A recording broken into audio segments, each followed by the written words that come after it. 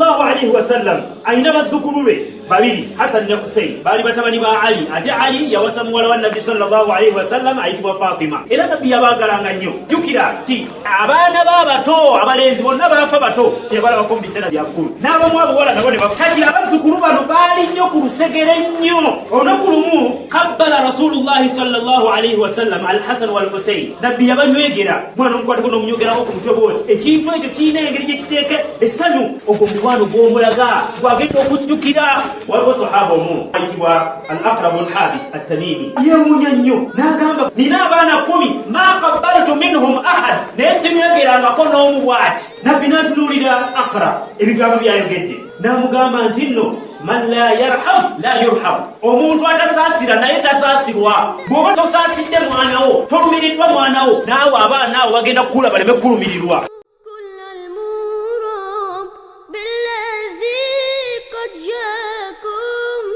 يدعو